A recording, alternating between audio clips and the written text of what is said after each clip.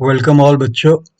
पिछले वीडियो में मैंने सिंक्रोनस मशीन का जो थियोरेटिकल पार्ट था वो ख़त्म कर दिया। राइट, आखिरी टॉपिक क्या था?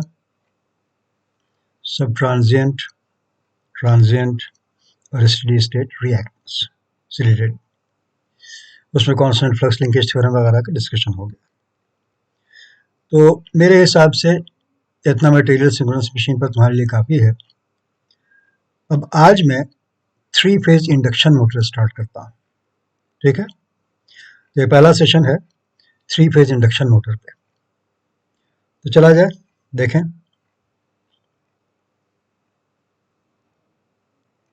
3 फेज इंडक्शन मोटर।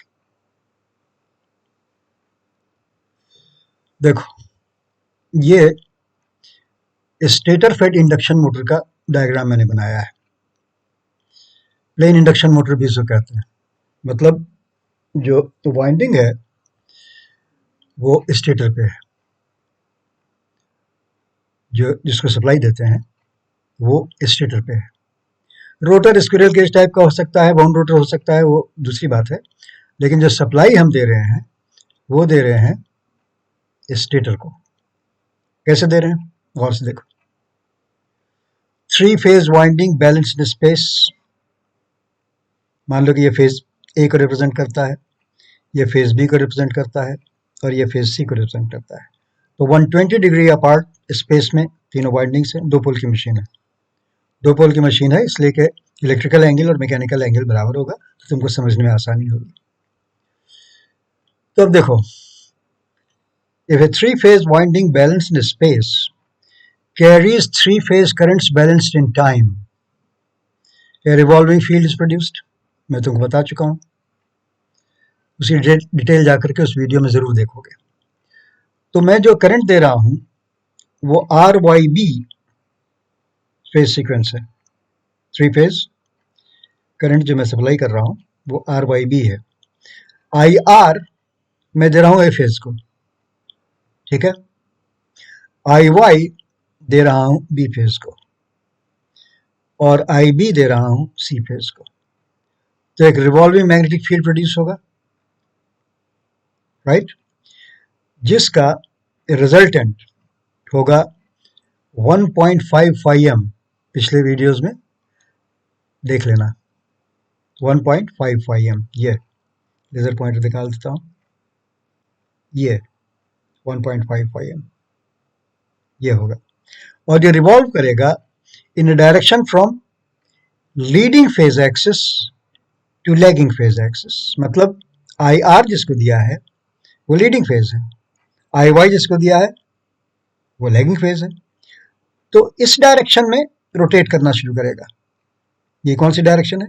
ये है एंटी क्लॉकवाइज। इसीलिए मैंने यहां दिखाया है कि ये एनएस स्पीड पे, सिंक्रोनस स्पीड पे रोटेट करना शुरू कर चुका है, right. ns given by 120 f by p, where f is the supply frequency। ठीक, क्लियर है। अब ये रिवॉल्विंग मैग्नेटिक फील्ड चल रहा है, अभी रोटर रुका हुआ है। अब जरा देखो इसमें क्या होगा। मान लो कि रोटर के इस कंडक्टर को कंसिडर करो, इस कंडक्टर को कंसिडर करो, और मुझे ये बताओ कि ये जो रिवॉल्विंग मैग्नेटिक फील्ड चल रहा है स्टेटर का, उसकी वजह से इस रोटर कंडक्टर में करंट का डायरेक्शन क्या होगा? क्रॉस या डॉट? बोलो, करंट का डायरेक्शन पूछ रहा हूं, क्रॉस या डॉट? नहीं समझ में आता है। स्टेटर फ्लक्स घूम रहा है, ठीक, स्टेटर फ्लक्स घूम रहा है किस डायरेक्शन में? किस डायरेक्शन में? एंटी क्लॉकवाइज, ठीक है। तो जिस वक्त ये रोटर रुका हुआ है तो रिलेटिव वेलोसिटी इस कंडक्टर की क्या है? एंटी क्लॉकवाइज या क्लॉकवाइज? बोलो।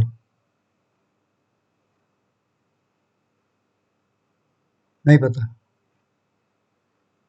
क्लॉकवाइज, इसलिए कि स्टेटर फ्लक्स इस डायरेक्शन में मूव कर रहा है, तो कंडक्टर उसके मुकाबले में अभी रुका हुआ है ना, ये इस डायरेक्शन में मूव कर रहा होगा, समझ गए।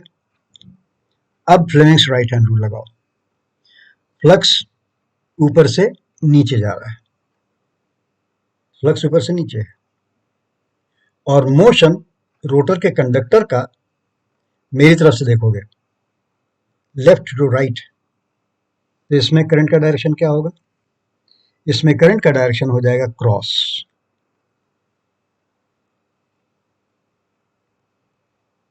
इसमें करंट का डायरेक्शन हो जाएगा क्रॉस।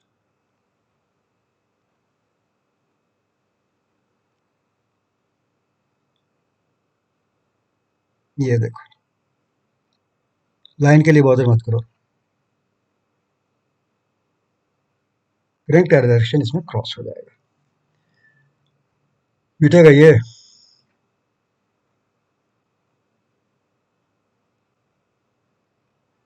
जो पूरा ही लेकर के चला गया, ये पता नहीं प्रॉब्लम कैसे सॉल्व होगा, हमको पता नहीं चलता है। इस बार अगर जाएगा तो छोड़ देंगे, छोड़ दो, रहने दो, क्रॉस है। अब तुम ये इमेजिन करो कि करंट इसमें आया, कहाँ से आया छोड़ो, आ गया। अब एक करंट कैरिंग कंडक्टर एक मैग्नेटिक फील्ड में, तो उसमें जो फोर्स आएगी वो दी जाएगी फ्लेमिंग्स लेफ्ट हैंड रूल से, मतलब और से देखो, लेफ्ट हैंड रूल, फ्लक्स ऊपर से नीचे आ रहा है, तुमको पाम रूल बताया था ना, पाम रूल याद करो, ज्यादा आसान है। फ्लक्स ऊपर से नीचे आ रहा है, करंट क्रॉस है, इन द पेपर जा रहा है, तो फोर्स क्या लगेगी, इस डायरेक्शन में, मतलब मेरी मेरी जगह बैठ के देखोगे तो फोर्स लगेगी राइट टू लेफ्ट। इसका मतलब यह है कि इस फोर्स की वजह से रोटर मूव करेगा एंटी क्लॉकवाइज डायरेक्शन में, उसी डायरेक्शन में, इस डायरेक्शन में स्टेटर फ्लक्स मूव कर रहा था, सेम डायरेक्शन में रोटर चल पड़ेगा,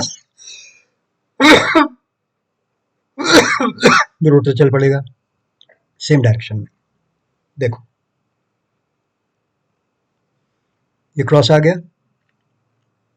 अब इसकी वजह से जब तुम फ्लेमिंग्स लेफ्ट हैंड रूल लगाओगे तो इसका रोटेशन हो जाएगा एंटी क्लॉकवाइज। अब ये चला इन स्पीड से, ये स्पीड इसकी एन है।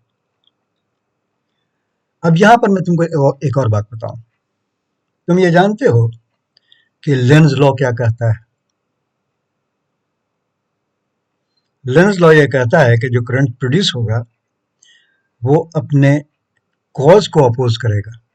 तो कॉज क्या था, कॉज ये था कि इस कंडक्टर मतलब रोटर और स्टेटर फ्लक्स के बीच में एक रिलेटिव वेलोसिटी थी ना, बहुत ज्यादा थी, इसलिए पहले तो रुका हुआ था। तो लेंज लॉ का ये करंट है, वो चाहेगा कि उस कॉज को मतलब रिलेटिव वेलोसिटी को कम करे, तो उसी डायरेक्शन में घूमेगा तब कम होगी ना। इसीलिए स्टेटर फील्ड जिस डायरेक्शन में घूम रहा है उसी डायरेक्शन में रोटर चल पड़ता है। ये दूसरा इंटरप्रिटेशन है, समझ गए। ये सब चीजें इंटररिलेटेड है बेटा, और तुमको हर चीज को क्लियरली समझना है। तो लेंज लॉ से देख लो कि भाई जिस डायरेक्शन में फ्लक्स स्टेटर का फ्लक्स घूम रहा था उसी डायरेक्शन में तुमको घूमना पड़ेगा, इसलिए कि रिलेटिव वेलोसिटी को कम होना है, बाय लेंज लॉ डायरेक्ट हो गया। अदरवाइज मैंने तुमको इंड्यूस्ड करंट भी दिखाया, उसके बाद उस करंट कैरिंग कंडक्टर की वजह से जो फोर्स है वो भी दिखाया, वो भी तो इसी डायरेक्शन में निकली ना। अब सवाल यह है कि क्या ये रोटर एनएस स्पीड तक पहुंच जाएगा। तुम ये जान लो कि ये इंड्यूस्ड करंट है, इंड्यूस्ड करंट है ये एक्सलरेट होते होते होते होते होते मान लो कि बिल्कुल टच करने की कोशिश करे सिंक्रोनस स्पीड को, और एक मोमेंट के लिए सोच लो कि वो पहुंच जाए एनएस पे, सिंक्रोनस स्पीड पे पहुंच जाए, तो रिलेटिव वेलोसिटी जीरो हो जाएगी। जैसे ही रिलेटिव वेलोसिटी जीरो हो जाएगी, रोटर का करंट जीरो हो जाएगा। जब रोटर का करंट जीरो हो जाएगा तो रोटर को चलाने वाली जो फोर्स थी, जो टॉर्क था, वो भी जीरो हो जाएगा, तो फिर वो पीछे आ जाएगा। जैसे ही पीछे आएगा फिर रिलेटिव वेलोसिटी हो जाएगी, जैसे ही रिलेटिव वेलोसिटी हो जाएगी फिर रोटर में टॉर्क आ जाएगा। इसीलिए कहा जाता है कि इंडक्शन मोटर हमेशा एक स्लिप पे काम करती है। स्लिप, तुम लोगों ने नाम जरूर सुना होगा, slip. Slip is defined as the difference in synchronous speed and actual speed as a fraction of synchronous speed. S is equal to ns minus n by ns. In per unit अगर 100% करना है तो into 100 कर दो, percent में करना है तो 100 कर दो। तो जो स्लिप है वो होती है S is equal to ns minus n by ns। फिर पेन ट्राई करूं, बदतमीजी करता है।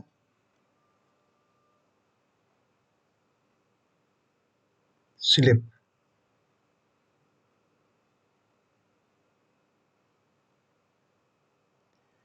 एक्चुअली इसको छोटे एस से डिनोट करते हैं बेटा, लेकिन मैं छोटा एस भी ऐसे ही लिखता हूं, इसलिए मैं ऐसे ही लिखूंगा। S is equal to ns synchronous speed minus n actual rotor की speed by ns in per unit. 100 से मल्टीप्लाई कर दोगे परसेंट हो जाएगा, ns minus n by ns। ठीक है, इस स्लिप पर ये रोटर चलता रहेगा। अब जरा आगे समझो,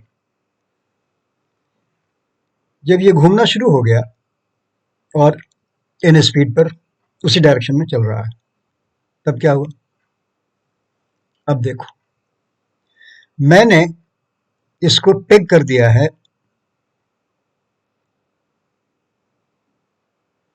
मैंने इसको पेग कर दिया है स्टेटर के फ्रेम से, और ये चूंकि इससे अलग है इसलिए तुम समझ लो कि ये स्टेटर के बॉडी के रिस्पेक्ट में ns स्पीड पर फ्लक्स घूम रहा है स्टेटर का, और रोटर घूम रहा है n स्पीड पे।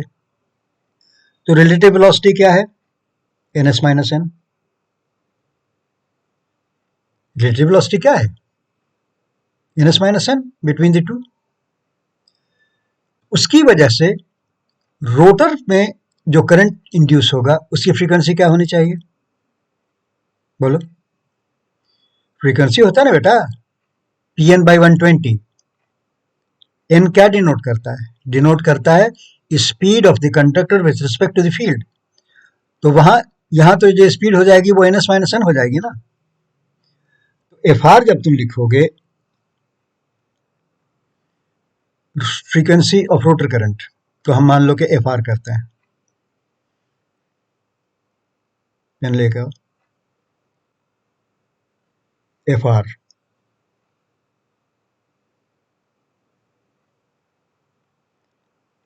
is equal to P number of poles multiplied by ns minus n by ns। ठीक है, अब पिछले इक्वेशन से देखो ns माइनस n का वैल्यू क्या था? SNS।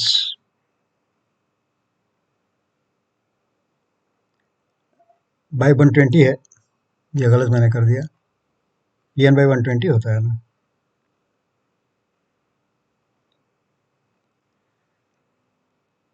ये 120 है, बोला मैं 120 था लेकिन लिख दिया NS। बुढ़ापे में यही सब हो जाता है।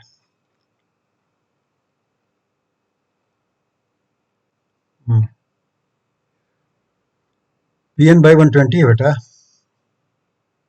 फ्रीक्वेंसी तो Pn बाई 120 होती है ना, 120। तो ये P इंटू SNS बाई 120 हो गया, जिसका मतलब ये हो गया कि ये S इंटू PNS बाई 120 हुआ, और PNS आपकी स्टेटर फ्रीक्वेंसी थी, तो SF हो गया।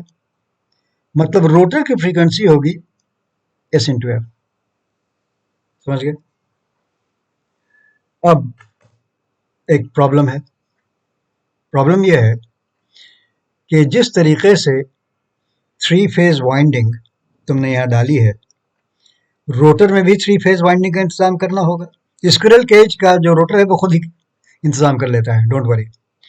लेकिन वाउंड रोटर में हम लोगों को 3 फेज वाइंडिंग बनानी पड़ेगी। तो मान लो कि इसमें स्क्विरल केज का है, 3 फेज इसमें ऑलरेडी अवेलेबल है, उसको अब मैं दिखा रहा हूं। ये मान लो कि 120 डिग्री अपार्ट XYZ मैंने कंडक्टर दिखा दिया। इसे बता सकते हो कि रोटर करंट का फेज सीक्वेंस क्या होगा, XYZ होगा या XZY होगा? आंख बंद करके सोचो। रोटर की स्पीड स्टेटर की स्पीड से कम है, ठीक है, जिसका मतलब यह है कि ns माइनस n स्पीड से स्टेटर फ्लक्स इधर घूमता चला जा रहा है, आगे जाता है, तो x के बाद y के सामने आएगा ना, इसलिए रोटर का फेज सीक्वेंस होगा XYZ। Rotor phase sequence would be XYZ। Stator का तुम जानते ही हो, मैं तुमको रोटर का फेज सीक्वेंस दिखा रहा हूं। Rotor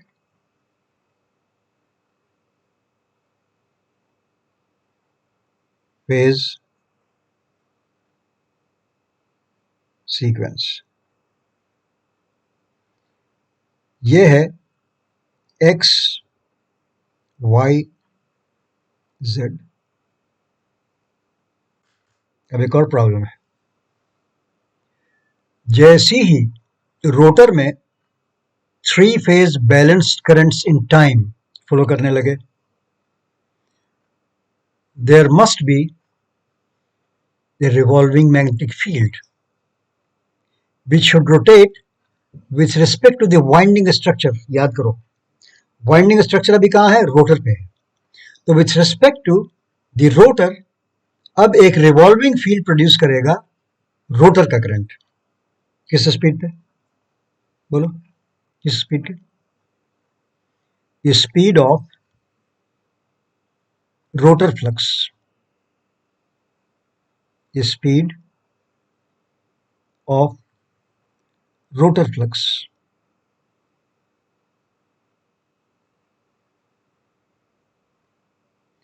with respect to WRT का मतलब है with respect to rotor body.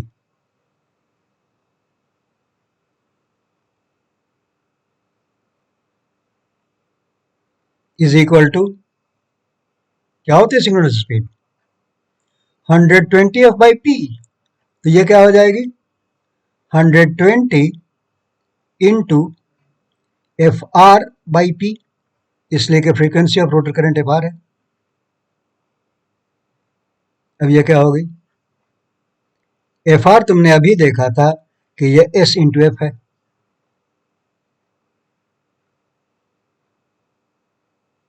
By 120। अब ये हो गया S into 120F by P, where F is the stated frequency and that is equal to NS। जिसका मतलब यह है कि रोटर का जो फ्लक्स है with respect to rotor body SNS speed पे घूमेगा, with respect to rotor body, ये ध्यान रखो, SNS in which direction, from leading phase axis, ये लीडिंग फेज एक्सिस है, टू लैगिंग फेज एक्सिस, मतलब एंटी क्लॉकवाइज हो गया ना बेटा।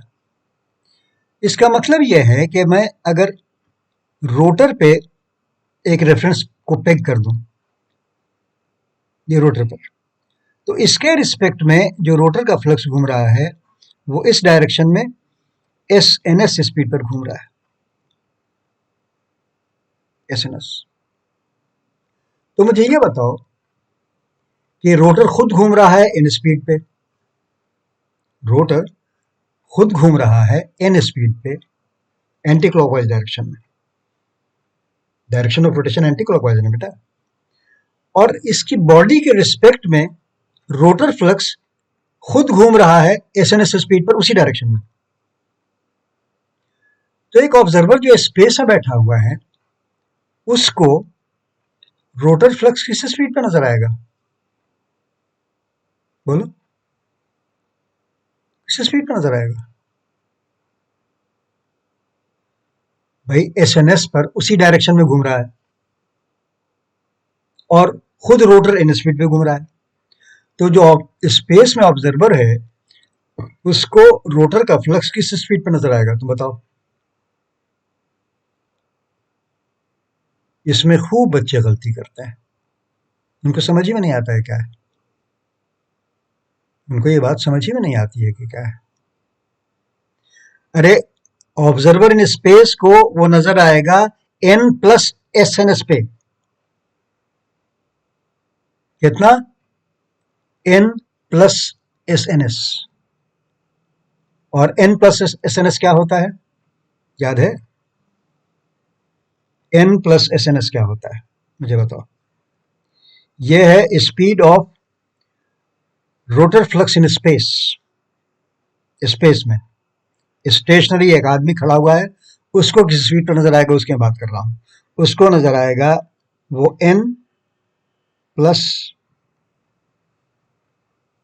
एस एन एस पे। अब याद करो इसको तुमने कैसे डिफाइन किया था, इसको डिफाइन किया था N S minus N by N S,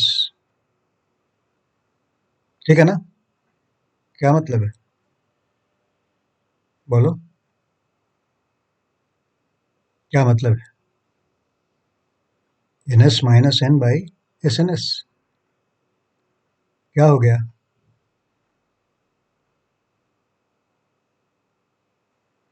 नहीं पता? स्लिप डिफाइन किया था N S minus N by S N S, S N S plus N क्या हुआ?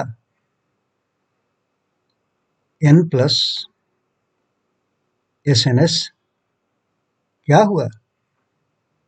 एन एस हो गया, समझ गए? S plus N S is equal to N S, जिसका मतलब यह है कि एक ऑब्जर्वर जो स्पेस में खड़ा हुआ है उसको स्टेटर फ्लक्स भी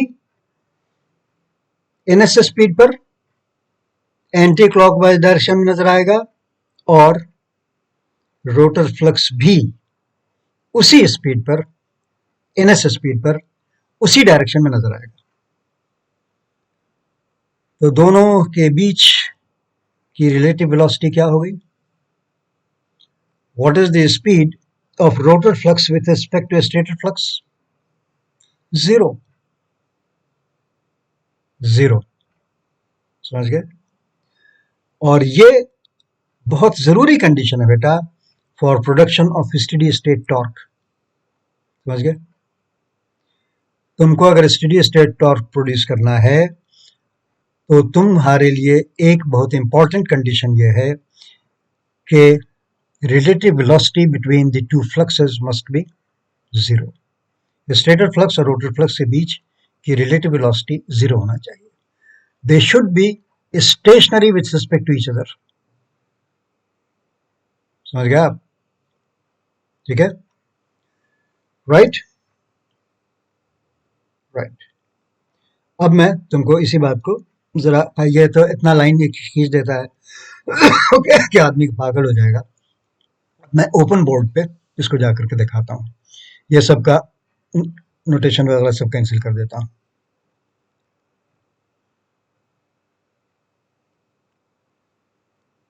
erase all link on slide, पिछले बार में भी erase all link on slide कर दें, उड़ा दिया, और नहीं था ना पीछे, इसमें नहीं था। इस पे भी रेज ऑन और स्लाइड कर देते हैं,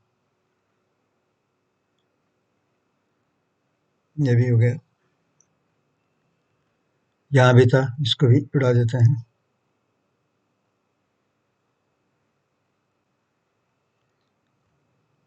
यहाँ नहीं था। ठीक है, तो अब मैं तुमको ओपन बोर्ड पे जा करके ये चीज समझाता हूँ। कहाँ पर मैं तुमको छोड़ के जा रहा हूँ, और पॉइंट पे मैं तुमको छोड़ करके जा रहा हूँ, यहाँ पे छोड़ के जा रहा हूँ। चलो एक आगे भी दिखाई देता हूँ। मैंने तुमको दिखाया था ना कि रोटर की बॉडी के रिस्पेक्ट में जो रोटर का फ्लक्स जा रहा है वो एस एन एस स्पीड पे जा रहा है। देखो हमने रोटर पे टेक कर दिया है, इसके रिस्पेक्ट में ये जो गैप दिखाया है इसका मतलब यह है कि इसके रिस्पेक्ट में रोटर का फ्लक्स जो कि ब्लू रंग से दिखाया है वो एस एन एस स्पीड पर एंटी क्लॉकवाइज डायरेक्शन ही में, इसलिए कि भाई रोटर में एक्स वाई जेड है ना फेज सीक्वेंस, तो एक्स वाई की तरफ घूमेगा, तो यही डायरेक्शन हुआ ना एंटी क्लॉकवाइज। तो स्टेटेड फ्लक्स भी एन एस स्पीड पर नजर आ गया, और rotor flux with respect to rotor body S N S पे है, और रोटर खुद एन स्पीड पर है, तो स्पेस में ये तुमको नजर आएगा एन एस स्पीड पे, जिसकी वजह से मैंने कहा कि रिलेटिव वेलोसिटी जीरो हो जाएगी। अब इसी चीज को मैं लिख देता हूं जाकर के पेन टैब पे। ठीक है बच्चों, राइट। देखो सबसे पहले स्टेटर फ्रीक्वेंसी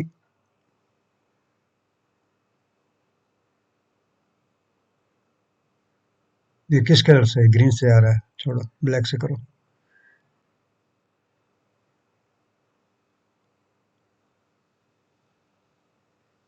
ऐसे लिखता हूं मैं ताकि तुमको याद रहे। एफ क्या है, F is equal to stator frequency, stator में जो करंट सप्लाई किया है उसकी फ्रीक्वेंसी ये है, जाहिर है ये हर्ट्स में होगी।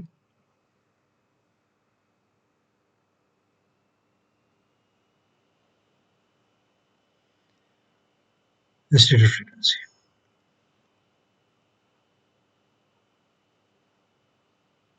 P is equal to number of poles, जितने पोल की तुमने मशीन बनाई है, number of poles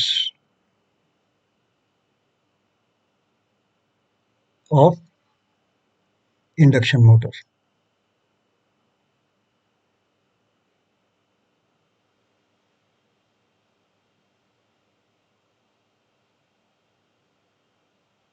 number of poles of induction motor,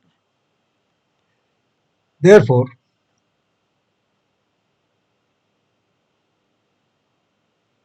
speed, ध्यान से देखोगे, speed of stator flux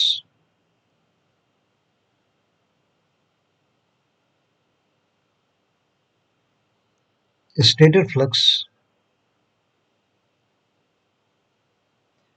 with respect to WRT with respect to stator body, इसलिए कि वाइंडिंग का स्ट्रक्चर स्टेटर बॉडी है, स्टेटर बॉडी पे है, with respect to stator body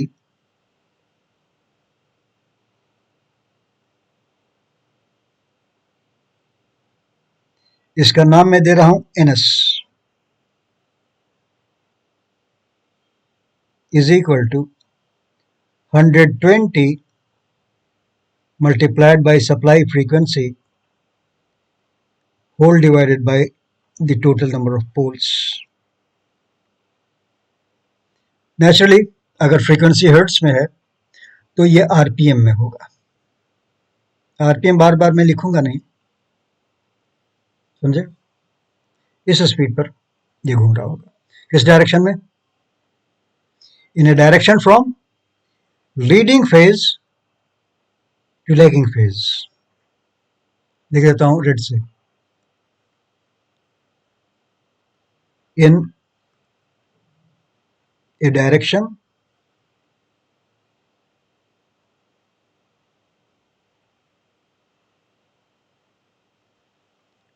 from leading phase axis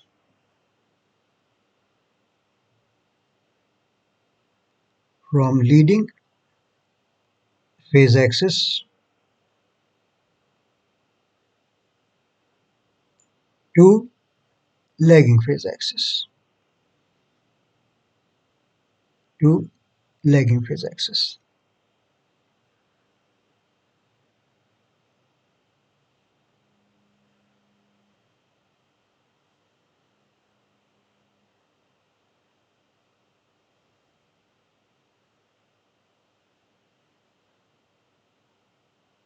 To lagging phase axis. इस case में क्या होगा? Anti clockwise. In this case anti clockwise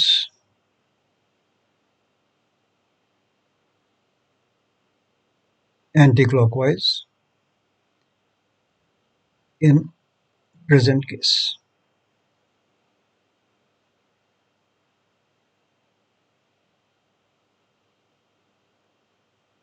Anti-clockwise in present case.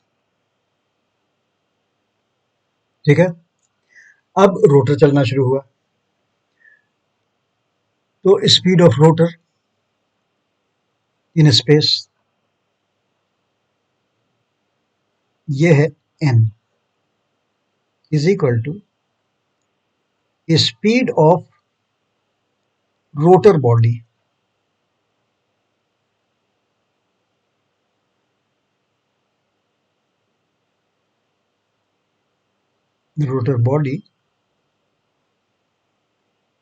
In space कह लो या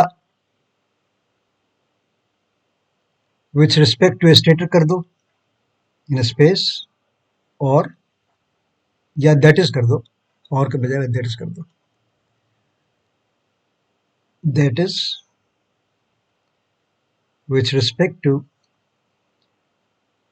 stator body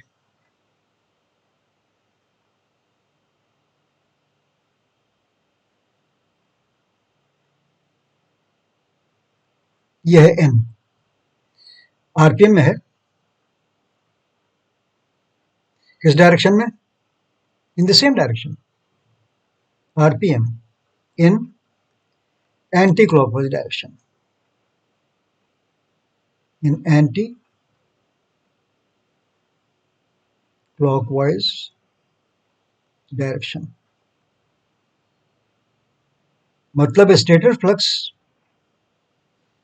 जिस डायरेक्शन में घूम रहा है उसी डायरेक्शन में रोटर बॉडी भी घूम रही है इसलिए speed of rotor body with respect to stator flux क्या हो जाएगा इसलिए स्पीड of rotor body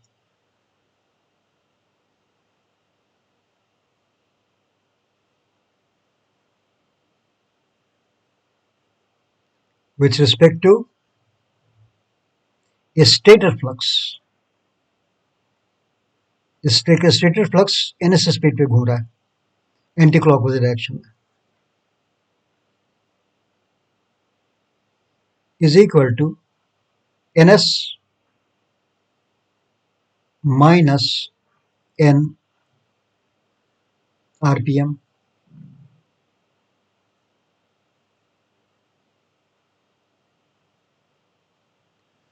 ठीक है इसी से मैंने निकाला कि इंड्यूस्ड करंट जो रोटर में होगा उसकी फ्रीक्वेंसी क्या होगी देन मैं निकाल चुका हूं लेकिन फिर लिख रहा हूं देन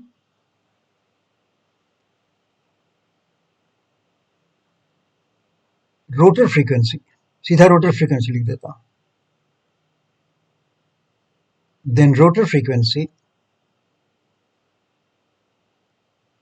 एक्चुअली इसका मतलब क्या है frequency of rotor currents induced rotor frequency को मैं लिखता हूं F R is equal to P N by 120 होता है ना, और यहाँ जो n है वो है ns minus n divided by 120। अब ns माइनस n, यहां पर तुमने जो speed of rotor body ns minus n था ना, और स्लिप कैसे हम लोग डिफाइन करते थे, स्लिप कैसे डिफाइन करते थे, यहीं पर दिखाते हैं।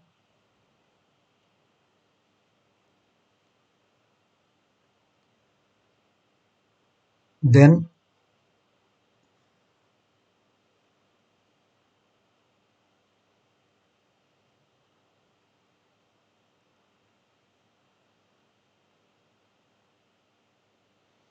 Speed of road in space हुआ ना इन एंटी क्लॉकवाइज डायरेक्शन, तो इसलिए स्लिप एस, इसी को स्लिप कहते हैं, इसलिए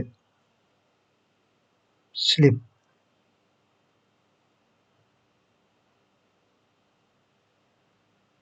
एक्चुअली छोटा एस होता है, लेकिन मैं छोटा एस बेस ही लिखता हूं, is equal to N S minus N by N S per unit. समझ गए? तो जब ये एन एस माइनस एन हो गया, तो इसको तुम लिख सकते हो ना एस एन एस, जो मैंने पहले लिखा था, पावर पॉइंट पे ये लिख दिया था मैंने, P into S N S by 120। क्या हो गया ये? यहाँ जगह है, नीचे थोड़ी सी जगह है, ये हो गया is equal to S into P N S by 120। और तुम जानते हो कि पी एन एस बाई 120 क्या है? यह है स्टेटर फ्रीक्वेंसी, मतलब रोटर की फ्रीक्वेंसी होगी स्लिप टाइम्स स्टेटर फ्रीक्वेंसी। ये पावर पॉइंट प्रेजेंटेशन पे भी मैं तुमको दिखा चुका था, ठीक है ना, देख रहे हो ना ये, N S is equal to 120 F by P था ना बेटा, तो F P N S by 120 होगा ना, इसी वजह से था ना, ठीक है। नेक्स्ट पेज पे चलो, हम लोग कहाँ तक पहुंच गए? रोटर फ्रीक्वेंसी पे।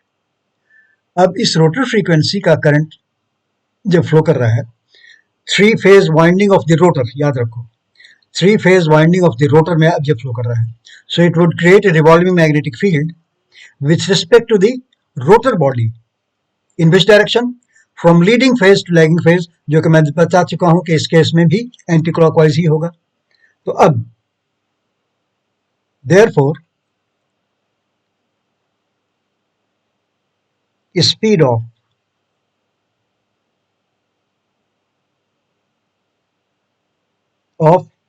rotor flux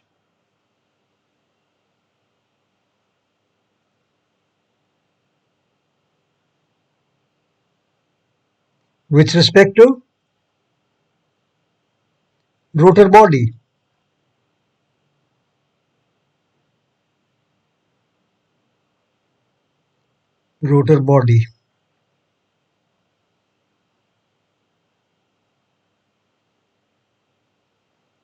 is equal to, बोलो क्या होगा? नहीं समझ में आता है? 120 FR by P, because FR is the frequency of the rotor currents. अब FR की जगह अभी अभी जो रिजल्ट निकला उसको लिखो, 120 इंटू SF by P, ये क्या हो गया? S into 120 F by P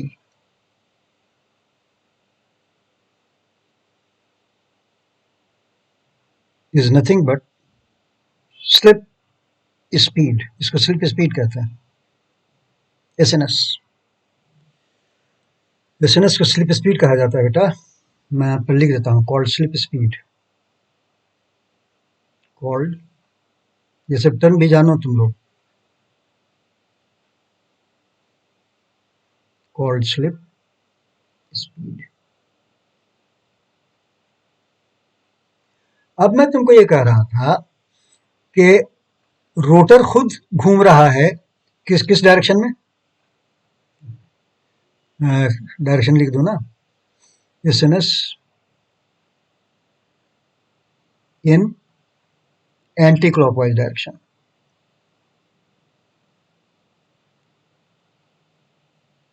anti clockwise direction.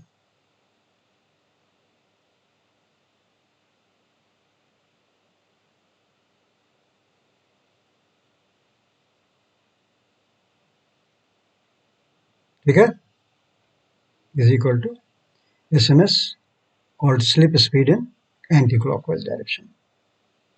अब रोटर घूम रहा है एंटी क्लॉकवाइज डायरेक्शन में इन स्पीड पे, और उसके रिस्पेक्ट में रोटर का फ्लक्स एसएनएस स्पीड पर उसी डायरेक्शन में घूम रहा है। तो स्पेस में स्पीड क्या नजर आएगी, वही मैं तुमको समझा रहा था। ठीक है, जो मैंने कहा कि बहुत से बच्चों को समझ में नहीं आता है, तो इसको अब मैं ऐसे समझा देता हूं। देखो, मान लो कि एक प्लेटफॉर्म है, ये प्लेटफॉर्म है,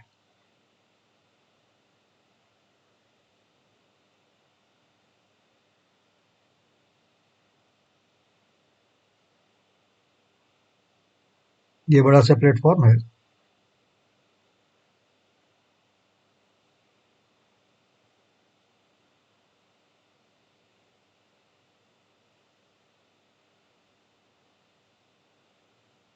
ये प्लेटफॉर्म खुद ही मूव कर रहा है। तुमको डायरेक्शन दिखा देता हूं।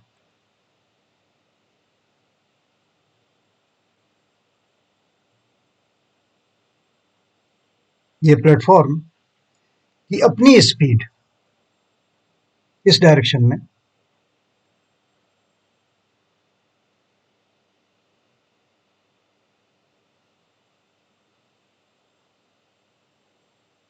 टेढ़ा क्या हो जाता है यार,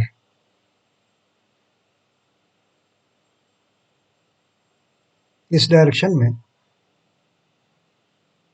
जो इसकी स्पीड है वो 50 किलोमीटर पर आवर है। ये 50 किलोमीटर पर आवर है। ये प्लेटफॉर्म ही मूव कर रहा है किस डायरेक्शन में, right to left, 50 kilometre per hour. अब इसके ऊपर एक आदमी इसी के ऊपर खड़ा हुआ है। आदमी कैसे दिखाऊं,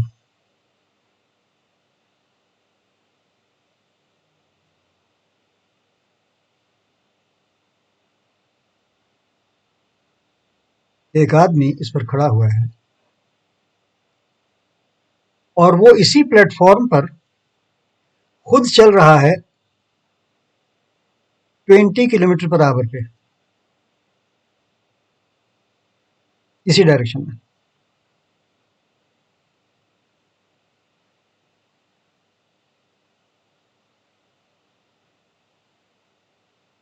ट्वेंटी किलोमीटर पर आवर। तो जो ऑब्जर्वर बाहर खड़ा हुआ है उसको ये आदमी किस स्पीड पे नजर आएगा, बोलो, जिसका प्लेटफॉर्म भी 50 किलोमीटर पर आवर की स्पीड से चल रहा है और वो इसके रिस्पेक्ट में उसी डायरेक्शन में 20 किलोमीटर आवर पे चल रहा है। तो इस आदमी की स्पीड में स्पेस क्या होगी, 70 किलोमीटर पर आवर।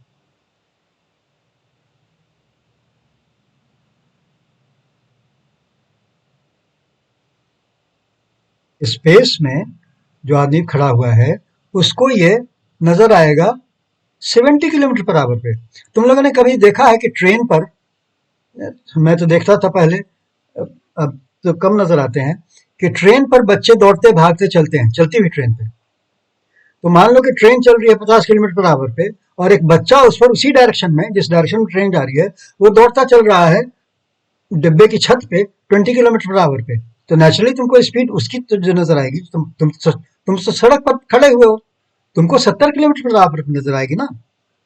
और यही अगर उल्टे डायरेक्शन में घूमता 20 किलोमीटर पर आवर पे, तो क्या नजर आती? क्या नजर आती? 50 माइनस 20, 30 किलोमीटर पर आवर नजर आती इस डायरेक्शन में, समझ गए? और अगर इसी डायरेक्शन में वो 50 किलोमीटर पर आवर पे आ जाता, तो क्या तुमको नजर आती स्पीड? जीरो। तुमको वो स्टेशनरी नजर आता, समझ गए? और अगर उसकी स्पीड इस डायरेक्शन में ज्यादा हो जाती, इस डायरेक्शन में 60 किलोमीटर आवर हो जाती, तब तुमको वो उल्टे डायरेक्शन में 10 किलोमीटर पर आवर पे नजर आता। खूब समझने की कोशिश करोगे। इसीलिए अब मैं लिखने वाला हूं कि speed of rotor flux with respect to stator body क्या होगी, जिस जो इन स्पेस होता है। मैं लिखने वाला वही हूं। एस हो गया कॉल्ड स्लिप स्पीड, और रोटर की स्पीड खुद है, रोटर बॉडी की स्पीड है N. Therefore speed of rotor flux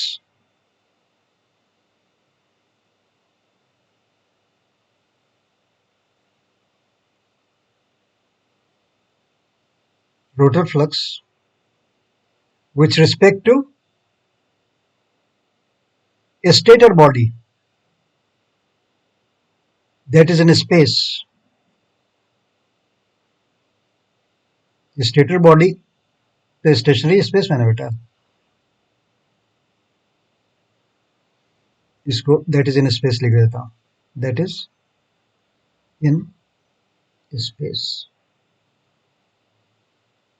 is equal to N, जो इसकी खुद स्पीड थी एंटी क्लॉकवाइज डायरेक्शन में, और एस एन एस, जिस स्पीड पर रोटर फ्लक्स रोटेट कर रहा था with respect to the rotor body, N plus S N S is equal to N S. और से देख लो, N plus S N S is equal to N S. Relationships देखो, देखो यहां से S N S plus N is equal to N S, वही मैंने लिखा है, कोई अनोखी चीज नहीं लिखी, is equal to N S. जिसका मतलब यह है कि जो ऑब्जर्वर इन स्पेस है उसको स्टेटर फ्लक्स भी सिंगुलर स्पीड पर एंटी क्लॉकवाइज डायरेक्शन में नजर आ रहा है, और रोटर फ्लक्स भी उसी डायरेक्शन में सिंगुलर स्पीड पर नजर आ रहा है। तो रिलेटिव वेलोसिटी क्या होगी? Therefore speed of rotor flux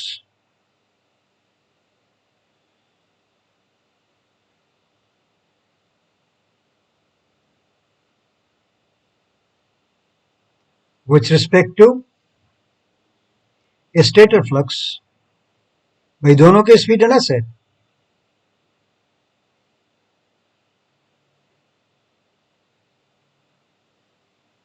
respect to stator flux is equal to N S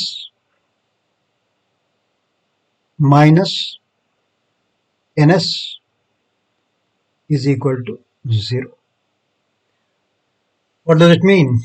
The two fluxes are stationary with respect to each other, is equal to 0, which means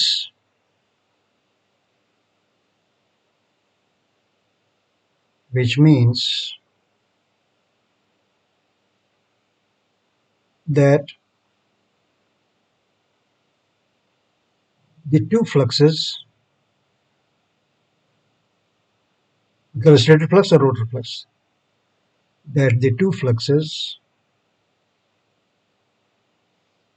are stationary with respect to each other, are stationary with respect to each other.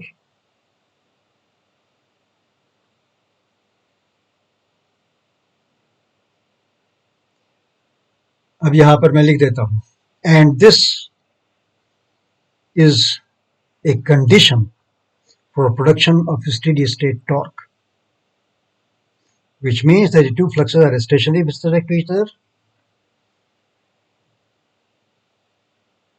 Note, red से लिख देता हूं,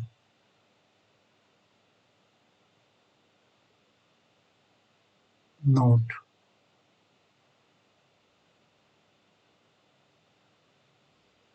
this condition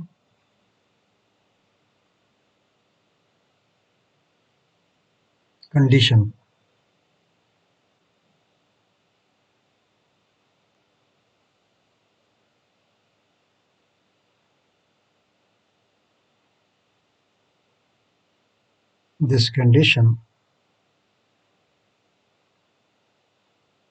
is a must, necessary में नहीं लिख रहा हूं, is a must for production of steady state torque.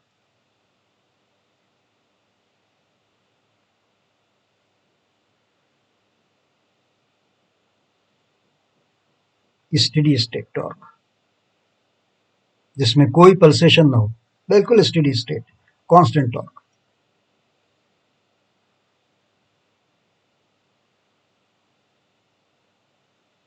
Steady state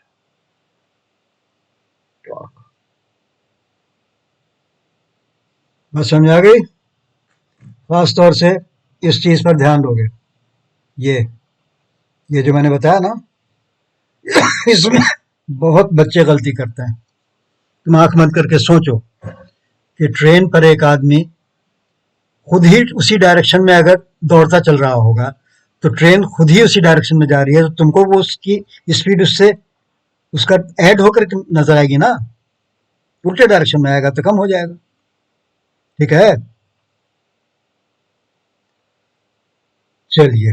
तो अब इसी चीज को मैंने समराइज कर दिया है पावर पॉइंट पे, वो अब मैं तुमको दिखा देता हूं. ये पावर पॉइंट की पिछली स्लाइड थी जिसमें मैंने तुमको दिखाया था ये सब चीज समराइज करके. याद है ना? भूल गए? मैंने दिखाया था कि स्टेटर पे एक पेग हमने लगा दिया, इसके रिस्पेक्ट में स्टेटर फ्लक्स जो रेड से दिखा रहा है एनएस स्पीड पर एंटी क्लॉकवाइज डायरेक्शन में घूम रहा है. रोटर बॉडी खुद इस स्पेस में, रोटर बॉडी की स्पीड एन है. अब उसकी वजह से जो रोटर फ्रीक्वेंसी के करंट्स इसमें आए, उन्होंने एक फ्लक्स प्रोड्यूस कर दिया. Rotor flux with respect to rotor body वो एसएनएस पे था. तुम देखो, रोटर की बॉडी पर मैंने ये एक पेग गाड़ दिया, उसके रिस्पेक्ट में रोटर फ्लक्स को दिखा रहा हूँ एसएनएस पे. तो ये रोटर फ्लक्स इन स्पेस क्या नजर आएगा? N plus S N S, and that is N S. Therefore, the two fluxes are stationary with respect to each other, which is a condition that is a must for production of steady state torque. इसी को मैं summarise कर दे रहा हूं अगले उसमें, summary तुमको दिखा दे रहा हूं. Speed of state flux is equal to N S. मैंने मुझे ज्यादातर चीजें तुमको पेन टैब पे लिख दी थी. ये N S is equal to 120 F by P था, वो यहां नहीं लिखा है. Relative speed of rotor conductor with respect to stator flux is anti clockwise. ठीक है, दिखा दिया था मैंने. By Fleming's right hand rule the rotor conductor carries cross current in the paper, ये भी दिखा दिया था. By Fleming's left hand rule rotor conductor experiences a force towards the left, hence rotor moves in anti clockwise direction as well. और यही मैंने तुमको बताया था कि लेंज लॉ डायरेक्ट भी तुमको समझा देता कि भाई जब stator flux anti clockwise direction में घूम रहा है, तो रोटर किस डायरेक्शन में घूमे कि लेंज लॉ सेटिस्फाई हो जाए? नेचुरली रिलेटिव स्पीड को कम करने के लिए घूमेगा उसी डायरेक्शन में. तो डायरेक्ट उससे भी निकल सकता था. जो मैंने राइट हैंड रूल और लेफ्ट हैंड रूल किया उसकी जरूरत भी नहीं थी, लेकिन क्योंकि सारी चीजें इंटर रिलेटेड है और कंसेप्ट वाइज बहुत जरूरी है, इसलिए मैंने ये भी तुमको बता दिया. ठीक है. अब speed of stator flux with respect to rotor body is ns minus n is equal to sns in the direction of rotation. Hence, rotor frequency is sf. मैंने तुमको दिखा दिया था, fr is equal to sf. Rotor winding phase sequence is xyz. दिखा दिया मैंने. So speed of rotor flux with respect to rotor body is SNS in a direction from leading rotor phase to lagging rotor phase, that is in the direction of motion. ठीक है. इसको क्या हो गया, खामोश हो गया, कोई बात नहीं. Therefore speed of rotor flux in a space is n plus SNS. N plus SNS is equal to NS, right? ये बता था ना, speed of rotor flux in space n plus SNS जोड़ना पड़ेगा, NS हो गया. Finally speed of rotor flux with respect to stator flux is 0. ठीक है. चलो, तो ये मुझे तुम लोगों को बताना था. इसको देख लो, घूम रहा है, रोटर फॉलो कर रहा है बेटा स्टेटर की वाइंडिंग को, आराम से घूमता चल रहा है. कितना बढ़िया सीन, ठीक है ना. Right then. तो ठीक है बच्चों, इस वीडियो को यहीं पर ख़त्म करता हूँ. नेक्स्ट जो वीडियो बनाऊंगा उसमें तुमको इन्वर्टेड इंडक्शन मोटर कैसे काम करेगी और कैसे कैसे रोटर फील्ड और स्टेटर फील्ड वगैरह का इंतज़ाम होगा वो समझाऊंगा. उसको भी बहुत ध्यान से समझना, उसमें क्वेश्चन बहुत आता है. तो ठीक है बच्चों, इस वीडियो को यहीं पर ख़त्म कर देता हूँ. चेक कर लूँ कि वीडियो रिकॉर्ड भी हो रहा था कि नहीं. वीडियो तो रिकॉर्ड हो रहा है, वीडियो रिकॉर्ड हो रहा है. कितना हो गया, तकरीबन 56 मिनट हो गया. तब इस वीडियो को यहीं पर ख़त्म करता हूँ. As always have a nice day. I wish you all the best. Induction motor को बहुत प्यार से समझोगे, जैसे सिंक्रोनस मशीन को प्यार से समझा है ना, वैसे ही इंडक्शन मोटर को भी प्यार से समझोगे. ज़्यादा लोड लेने की ज़रूरत नहीं है. मैं जितना बेहतरीन तरीके से समझा सकता हूँ अपनी पूरी कैपेसिटी से समझाने की कोशिश करूँगा, वीक से वीक बच्चे को समझ में आ जाए. ठीक है बच्चों, तो ठीक है. I wish all the best. मैं कह ही चुका हूँ. Good bye and good luck. तुम्हारे सामने रिकॉर्डिंग को स्टॉप कर रहा हूँ. Stop recording, stop.